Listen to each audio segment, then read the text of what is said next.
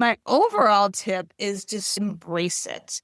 To quote Spinal Tap, I feel like when you're revising, you're turning it up to 11. You're amplifying your plot, you're amplifying your characters and your story and everything that's important to you.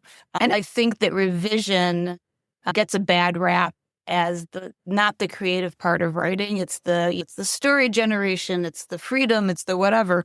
But I love revising because it's a great time to experiment and try things. Welcome to the Write It Scared podcast.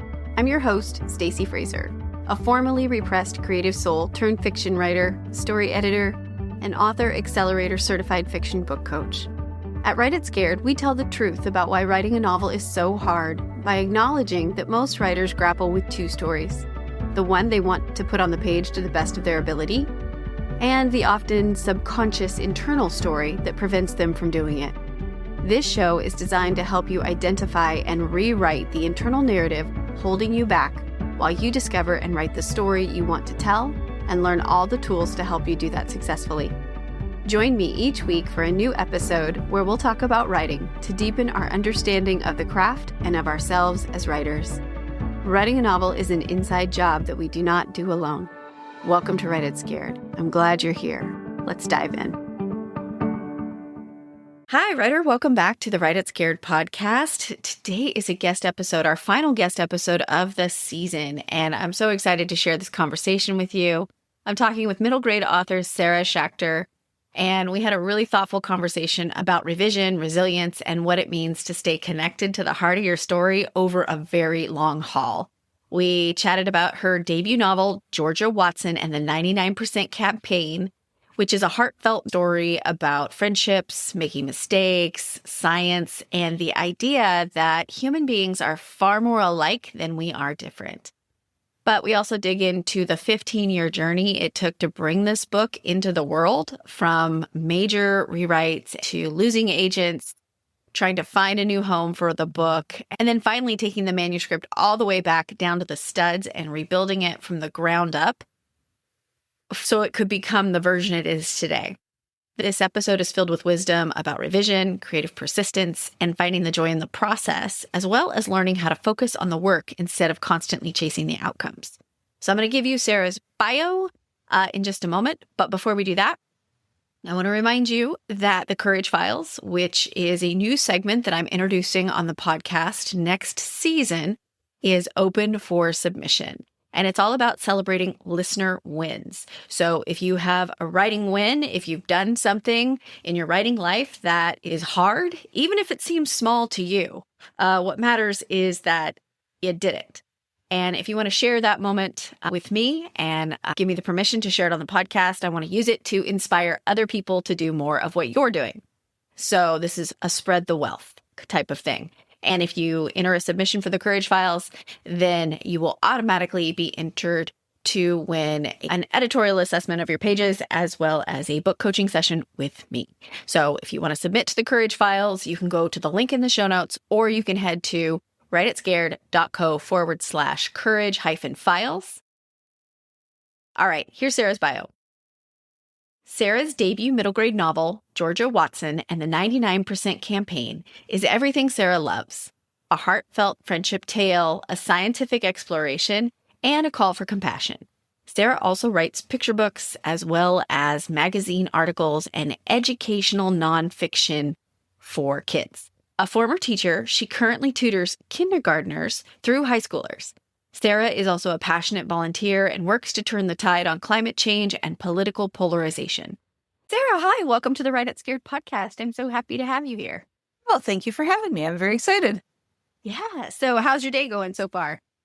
Going well. Taking care of lots of little things so I could enjoy this podcast. So today we're going to talk about your debut middle grade novel, Georgia Watson and the 99% Campaign, which came out in October of 2025. And I'm really excited for you to tell us what that 99% is about. So listeners, that's your hook, right? We're hooking you in right there because it's really cool. But before we get into that, would you just please share a bit about your journey into writing fiction and becoming a published author? Yeah, for sure. So I've always loved writing stories. When I was in elementary school and junior high, I had a series of stories called The Adventures of Inspector Toenail. He was a giant toe who solved crimes. No, cannot begin to tell you why. But I've always had stories in my head, and they've always been centered in childhood. And I don't know if that's because I was lucky and I had a wonderful childhood, or if I'm basically 10-year-old, but I've never wanted to tell stories about adults, just kids. So my first picture book I wrote when I graduated from college, and it was really bad. I didn't know anything about picture books. I didn't know there were 32 pages. I didn't know what I was doing.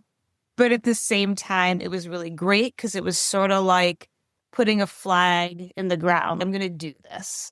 So I wrote this terrible thing, and then I signed up for a class on writing kids lit. And it just lit me up. And I thought, this is really what I want to do. And one of the great things that came out of that class was my critique group. So we were just a group of people who were serious about it. It wasn't just a thing we were dabbing our toes into the water or whatever. So we started a critique group, and I'm going to age myself. So this was the 90s, the early 90s. And one of the women in that class and I are still in this group. And it ebbed and flowed over the years, but my critique group has been together for decades at this point. So that was a wonderful thing that came out of that first class. The second thing I started doing was I joined the Society of Children's Book Writers and Illustrators, so SCBWI, Illinois chapter. We have a wonderful chapter. And I didn't just join, I started volunteering, helping out. And in doing so, I started this great network of writers and illustrators. I like to say, when I tell people outside of the industry what I do, I always say there are very few mean people who want to create books for children. So it's just such a lovely group of people. And by volunteering, I also started to get involved in program organization, which led me to meeting agents and editors, and that, as you'll see, came in helpful down the line. I first broke into publishing via nonfiction, actually. I'm a teacher.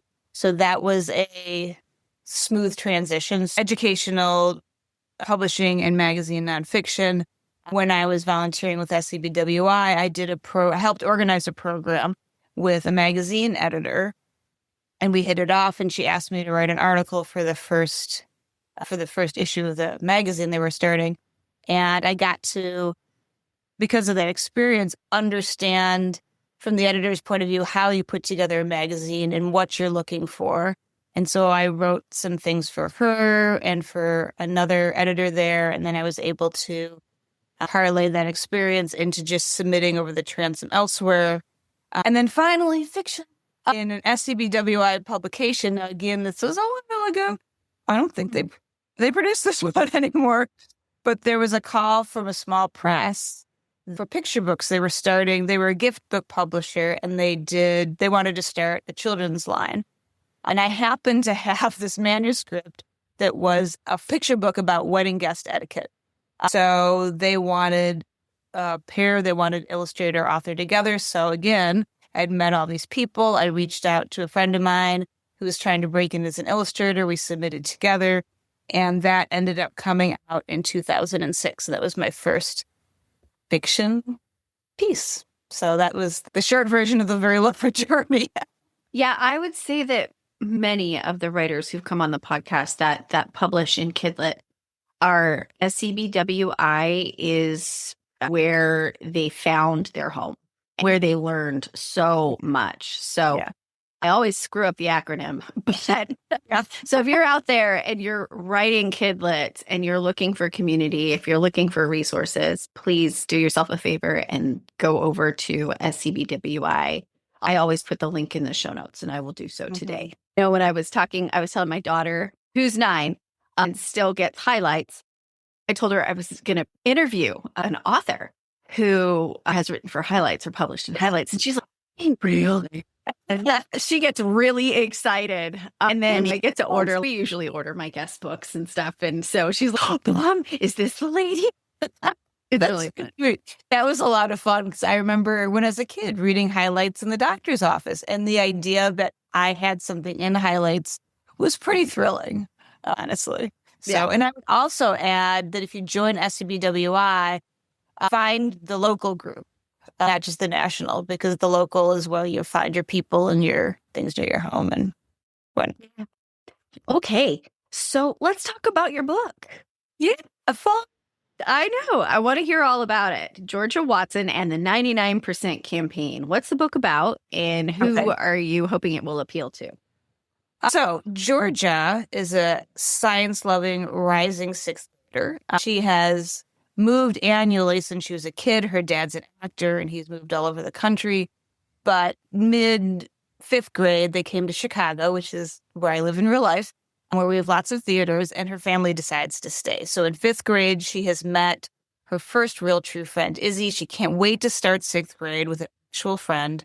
However, as it often happens in novels, when she's doing a project, a science project, she accidentally shares a secret that Izzy has trusted her to keep. And social chaos erupts. Mean girl, capital letters, tries to steal Izzy away. And George's error has cascading social effects throughout the class. And she has to figure out how to fix her mess. And the solution comes in a science fact, which is that genetically speaking, all human beings are more than 99% the same. So I can't reveal what happens after that because that would be no fun. But that's where the title comes from. Yeah, and I hope it appeals to any middle school kid, grades 3 through 6. I think we're in a time in the world where it's important to acknowledge and search for what binds us together and not what separates us. Absolutely. Diversity doesn't mean division. Right. Yeah. Right. Yeah. So what inspired this story, if you can think of anything in particular that drew you to it? I don't know. So the answer. The backstory is that from the first time I started thinking about this book to the day it came out was 15 years. So what I remember is I had the scene in my head of this girl and she's storming out the back door and she slams the screen door and she's furious. And I have this first scene I wrote with this girl who wasn't named Georgia in her house with her dad and her brother, and her mom had left. None of those people are in this book. Don't know.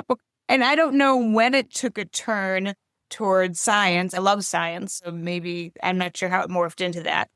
The whole 99% part of that and the genetics part, the idea of heredity and connectedness really resonates with me because of what's going on in our country. Not that there's any politics in the book, there's not. But I also, in my other life, volunteer with a group called Braver Angels, which is a group that's working to bridge the political divide among citizens. So that is very important to me thematically. So that spurred, I think, the book on as it took the shape that it is today. Yeah. How can we have conversations about our different opinions or the things that, how our different viewpoints without being aggressive, or how can we learn to listen? And I found here. Yeah, I've found that when you talk to people who you think you disagree with, you find often, to my surprise, that there's much more overlap than I thought, that it's easy to stereotype all those things. Absolutely. Yeah. So what was the path to publication like?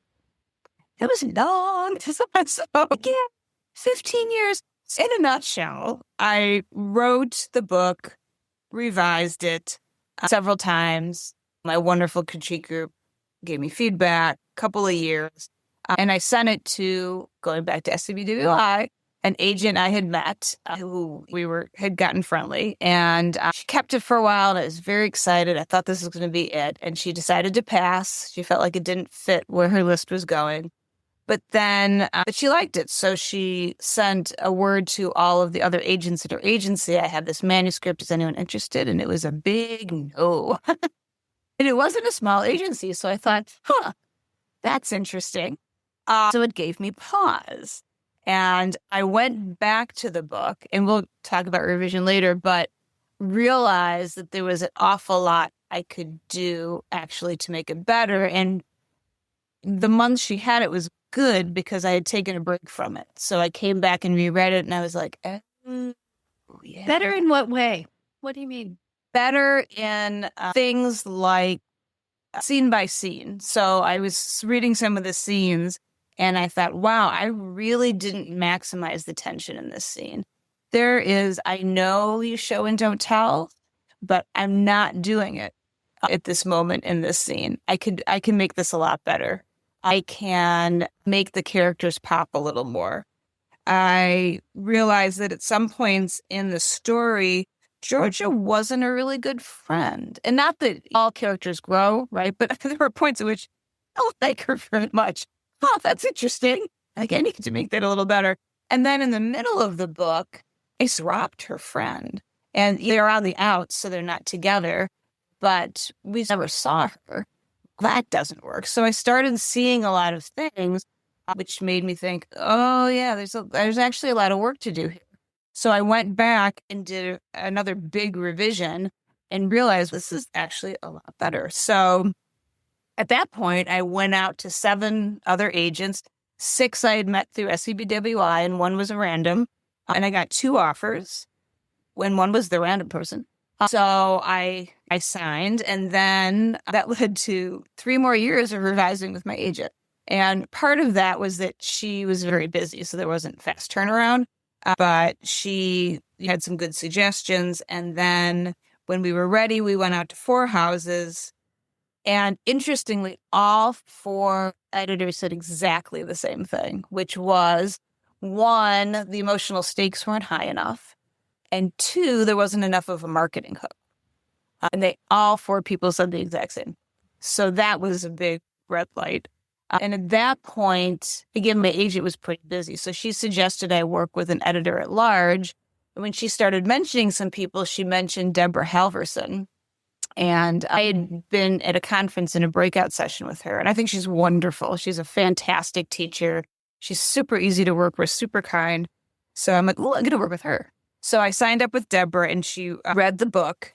And the emotional stakes part, I really felt like I knew what to do. I thought about it for a month or 2, had a whole plan, knew how I could make it much better. There's a whole bunch of things in the book now that weren't in the book before. But the marketing hook I was really stuck on. I'm like, it's like a science book that's about genetics and heredity. Isn't that a hook? What is it supposed to be? I thought that was a hook. And so we talked about possibilities, and it felt like we were just layering things on, like it wasn't coming organically from the book. And finally she said to me, and this was my big takeaway, and she was so kind because our contract was she was going to give me written notes, but I was still stuck. So she talked to me on the phone twice. She was just so kind. And she said, so think of it this way. When someone thinks about your book, it's the book about fill in the blank. It's the book about the boy wizard. It's the book about the kid with Treacher-Collins syndrome. My book is about a girl who gets in a fight with her friend and then they make up. I'm like, yeah, I can see that's the problem. So there wasn't something different to put in that blank that would make my book different than other books that had been out there. It took me 5 months of thinking and researching until I found that 99% fact that in pretty rapid succession, once I found that, I figured out how it could fit in the story, this whole campaign idea. And I was like, this is it. And then I had to grapple with the fact that it was going to be another major revision. So I did another major revision during COVID. Is this the one where you took it back down to the studs? I took it back down to the studs. I deleted half of the book, in essence, and rewrote it all the way from the beginning. And then I had a meeting with my agent. We were going to send it out again. I was super excited. And when she picked up the phone, I realized something was up. And long story short, there were some things in her world, and she really felt like she couldn't keep moving with the novel because she wanted some more changes too. She was willing to keep representing my picture books, but she needed to step back from the novel. But I had a novel, so we parted ways. She was very generous and very kind and gave me ideas for looking for somebody else. I looked for an agent for a while, wasn't finding one, but I was like, I'm going to submit to places I can submit to myself. And I get Publishers Weekly, and I was looking through the reviews, and I saw a nice review of a middle grade novel from a place called Regal House Publishing, which I hadn't heard of. So, short story, I looked them up. They took over the transom. I submitted, and I got an offer from them. So that was that story. Well, that's amazing. First, I just want to applaud your tenacity and just the sticking with it. What do you think? Because what it sounds like to me, if I heard you right, is that the 99% piece of this really didn't come to fruition until that last big edit. Yeah. And that's kind of like the heart. Yeah. It's part of the heart of the book. Yeah. And this idea that we're not that different. Yeah. Right. And just because we act one way on the surface doesn't mean we're not all experiencing the same level of uncertainty or discomfort anyway. So having to take that book apart all the way back to the stuff and build it back up again with that. Wow. That's such an it's inspiring to me. So what made you want to stay with it? What kept you in it all this time? Yes, I really enjoyed my story. Every time I did a big revision and saw it get better, it was so gratifying to see it change. And that last one where I was like, oh, good grief. I'm gonna have to really rip the sucker apart. Because I had worked with my agent and I had worked with Deborah, I knew deep down that I had figured out how to take it that last big step. And I knew what I needed to do. I just needed to do it. And after all that time, I was like, for Pete's sake, how can I, after investing all this time and knowing what I need to do, I just need to do it. I got to do it. How can I not do it at this point? And because that whole 99% is very important to me outside of writing, I was like, all right, I'm in. Do you have any tips about revision that you may have gleaned over the years that you want to share? Because what surprised me when we were exchanging emails is that you said that you really enjoyed revision, like the blank page. I do. More daunting to you than working with some actual clay on the table. Right. And I'm like, wow, that's impressive considering how much you reworked this book. So do you have any revision tips that you can share for other middle grade writers? I do. So I hate the blank page because it can be anything. I feel like it's like being a potter and you have to make the clay. I'm like, I have to make clay? What? But once the clay's there, then I can work with it. Then I can shape it and what. But I hate that. There's like a scaffolding once you've got a draft. And then I feel like I've found my sea legs in some way. My overall tip is just embrace it. To quote Spinal Tap, I feel like when you're revising, you're turning it up to 11. You're amplifying your plot. You're amplifying your characters and your story and everything that's important to you. You're turning it up to 11. And I love that movie. And I think that revision gets a bad rap as not the creative part of writing. It's the story generation. It's the freedom. It's the whatever. But I love revising because it's a great time to experiment and try things. When I was doing my delete 100 pages of my book and rewrite it from the studs, I did a whole bunch of stuff. I loved Donald Mass's book, Writing the Breakout Novel. And what I liked about it was it's not just writing exercises. It's take your book and take the scene that doesn't work or whatever and do this exercise. And I found a lot of those super, super helpful.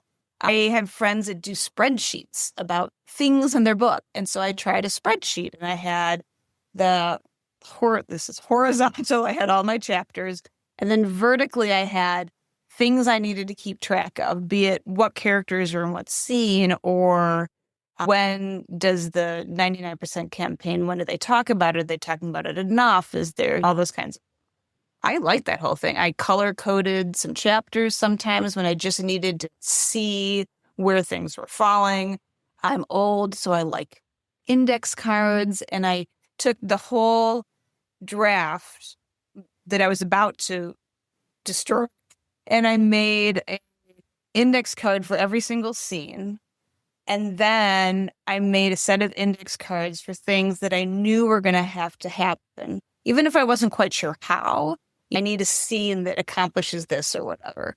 And then I could take scenes out of the old one and put new scenes in. And then I could flip through it and see how it felt as I looked through my note cards. The whole process is for you. It can feed your creative soul.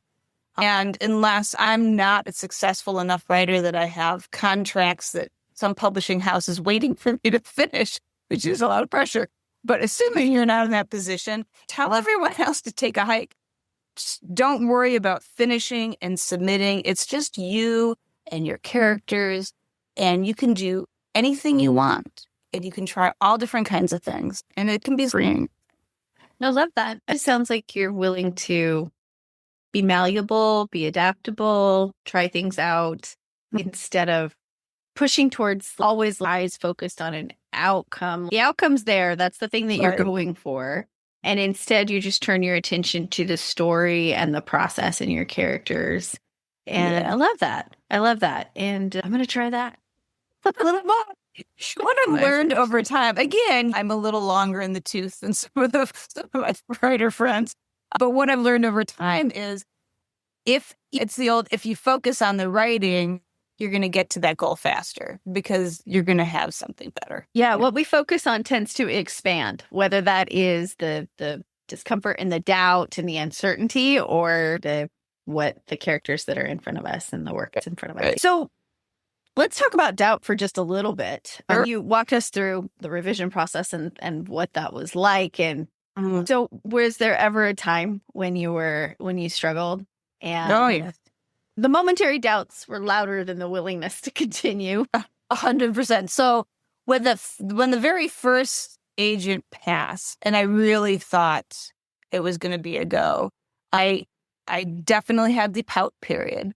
I had a brief period of time, I think relatively brief, when I didn't even want to read middle grade books. I'm like, they got their book published. Why can't I get mine published? Spite. I love spite. I felt on spite. And so, yeah, that wasn't so fun. And then when I was searching for that 99% thing, I really wondered if I was ever going to figure it out. It took me 5 months to finally find what that thing was going to be. And I felt like I was disappointing my agent. When you have an agent, their career and livelihood depends on you producing. And here I was completely stuck. And I thought, what if I never figure this out? I suppose that's a possibility. And I just stalled out for a while. But it ended up being a good thing that I stalled out, because if I had jumped back in immediately and tried to figure it out, I would have either just been making lots of little changes that weren't doing anything, or I would have taken a wrecking ball to the thing without a plan. So once I got that 99% idea, it really fell into place. And then when I realized it was going to be a ground up revision, I revisited my pouting period for a little while. But then I was like, what else am I going to do? And it's COVID. What else is there to do? Let's get it. So that's what I did. Post-writing struggle was losing my agent and having to go through that period of no's again and thinking, oh my God, after getting through the magic door, am I all the way back to where I started?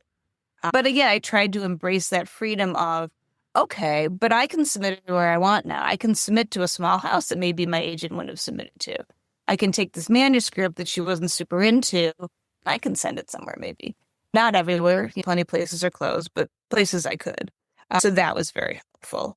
And yeah, just in terms of what did doubt look like before I was through the magic door, it did seem like that old cliche of trying to broach the doors of the castle. It seemed impossibly tall and 100 feet thick. And I know people got in there, but I don't know how they got in there. And I'm a teacher too, and there's a straight path to teaching. You take the courses, you get a certificate, and you teach. There's no path. Like, where's the path? Who's on the path? They do that. I don't know. Yeah. We did that. Now that I have the book out, the doubt goes more to like the imposter syndrome. People I know who are the starred reviews, or they're on the list, or they have another contract, and the constant comparing yourself to other people. And I tried again. I'm longer in the tooth than some other people. And I try to remind myself that getting a book published is a miracle in and of itself. How many people talk about doing it and never do it? How many people start and never finish? And I need to remember that is a little shining star in my life. And I also am very cognizant of connecting with people in person regarding my book. I love doing school visits and seeing the kids. I've got friends who support me. And the truth is that most books that are published, and I remind myself this too, do not get starred reviews, do not get on those lists you see all the time. They don't do those things, but they do impact kids. And that's the point. So that's where I need to focus. Yeah, I had my daughter's babysitter. She's 13 and she comes over like when I have to work in my office. And so she came in my office and I have a full on YA shelf and she's all, whoa. And she's pulling these authors off the shelf and she's like, oh, yes, I loved this one because of X, Y, and Z. And I loved this one because of X, Y, and Z. I'm like, you can borrow anything you want here. But it absolutely does. It makes our stories matter, whether they get what they matter to us. And because of the 99% thing, matter to somebody else. Yeah. I hope so. We're not all that different, right? So I absolutely love that. Speaking of life and of teaching, how do you find the time to dedicate to the writing? What does that look like for you? Yeah, so my life now, so I was a classroom teacher for a long time, and then I did freelancing. I have twin boys, so when they were born, I was home with them and writing when I could. And now I teach and tutor. I write and tutor, sorry. And my way of dealing with the writing life is to remember that the definition of writing is relative. So what does that mean? If there's a day when all I can muster is tweaking the intro to something or a paragraph of something or sending an email to a school that might want to have a school visit or whatever, I've started asking myself the question at the end of the day, if I'm feeling pouty, how did I move things forward today? Instead of I should have done X, Y, and Z. What is something I did that moved things forward? And if all I did was send out that email, hey, maybe I'll get a school visit and I'll talk to 100 kids or 200 kids. That would be awesome. Every day doesn't have to look the same and doesn't have to be filled with whatever. And again, there's no straight path. There's no right way to be a writer. Yeah, So, which is a hard thing to accept, especially if you come from a very linear or a kind of STEM background too, because there is a path. There's a clear path. I came from a medical background. There was a very clear path to become a PA and to practice medicine. And it's when you're a writer, it's a bit of a mystery. You can walk in at any time and sit down at the table and you are a writer, right? If you decide to be one. And of course, you can go through a traditional education route, but it's not necessary. And so when I first came to writing, I was like, is that what I need to do? Because I was looking for the stairs. Right? Show me the stairs. I'll go up. I'll go up. And then people were like, you don't really have to do it that way. You could, but there's also this way and there's that way. And you just kind of got to choose what's best for you. And I'm like, wait a minute. What do you mean? What do you mean what's best for me? I'm just supposed to pick something and go in that direction. Oh, this doesn't work like that? Okay. But and then the other thing I wanted to, now I remember what I wanted to say earlier is I heard this quote, I think, and I don't know who said it. I know who I heard it from, which was AJ Delantonia, who has the #AmWriting podcast, or she did. She just took a step back from it. But she said there is something on her desk. She has this saying on her desk. The number one reason why a book doesn't get published is because it didn't get written. Oh. And that's stuck with me. That's always stuck with me. So I use that against the idea of broaching the castle, right? It's like, yeah, maybe no, but I'll certainly never figure it out if I don't try. Right. And what I got from your, what you said about how you work writing into your life and how your life has changed over from having small kids to now, doing something still in alignment with teaching, but it's tutoring and writing and moving forward just a little bit every day is more about being consistent than it is about being intense. Yeah, right? I think that's true. Yeah. Always So, think about what your next step is going to be. yeah. And celebrating your gains, right? Yeah. And recognizing the effort behind the gains. That's something that I preach to the people that work with me, the writers that work with me. Do you know that saying that's the thing you teach is the thing you need to learn the most for yourself? Because I really struggled to do that for myself. But yeah. The other thing is that there was a period when I was just writing. I wasn't doing any teaching and I wasn't doing anything else. And I found that very difficult because I was putting all of my eggs in one basket. I was putting my identity all in one basket. And publishing is frustrating and publishing is difficult and publishing can knock you down. And what I finally realized was I can't be doing just this. That's not, for me, that was not good for my mental health. So that's when I started teaching. I was teacher's aide in a kindergarten class, which is the funniest job. They're adorable. Oh my God, it was hilarious. Every day was hilarious. I don't know how our kindergarten teacher does it, though. It's a mystery to me.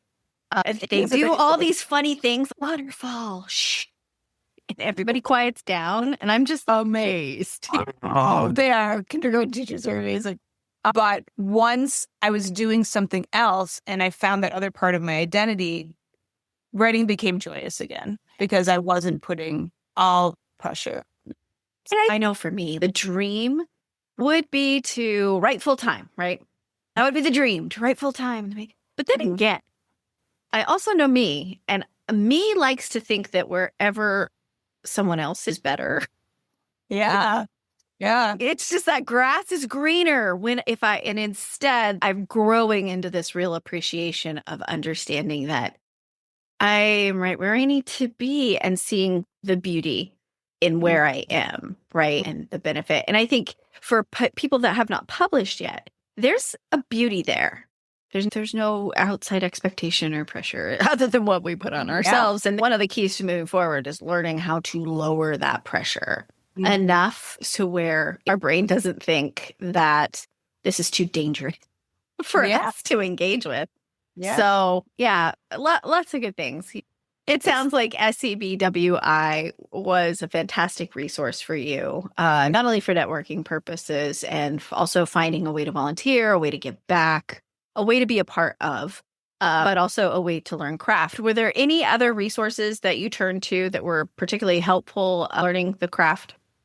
My top 5 are, if you can find a critique group, that's a lovely thing.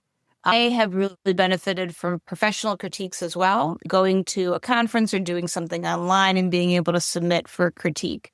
I like when somebody who hasn't seen any of my writing looks at it fresh and can give me specific comments on my writing. I find that very helpful. And similarly, I really enjoy classes or breakout sessions at conferences that look like they're going to be super specific in terms of giving concrete writing examples. So, for instance, I'm not a big fan personally of breakout sessions or classes that are the top 10 things not to do or whatever, because I find them very vague. I'm like, I probably know that or I could intuit that. But I was at a conference and I was in a breakout session with an editor who gave me, whose whole thing, the whole point of the breakout was one of the greatest writing tips ever because it was so concrete. It was specificity leads to believability. So the girl didn't put on her shoe. She put on her red high top with the purple spangly shoelaces or whatever. In Georgia, there's a story about how when she's little, she gets fascinated by earthworm that she names Grimy. And she's just like, I don't understand this thing. Like, how does it breathe? It has no mouth. It's got no eyes. Why doesn't it have arms and legs? What is going on?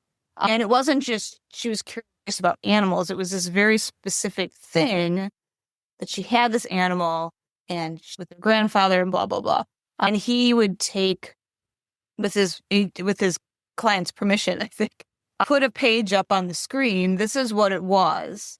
This is what we talked about. And this is what it ended up. And you could see it change. And Molly O'Neill, who was an editor and is now an agent, did a similar breakout once that I was in, where she got permission from her clients and she showed a first page when she received the manuscript and the first published page and talked about the differences. And I find that super helpful. Similarly, I like writing books like Donald Mass, which has exercises I can use on my manuscript. And of course, reading. Yeah. Reading a lot. Yeah. Yeah. So it sounds like getting editorial feedback was big, and then also specific examples that you could look to.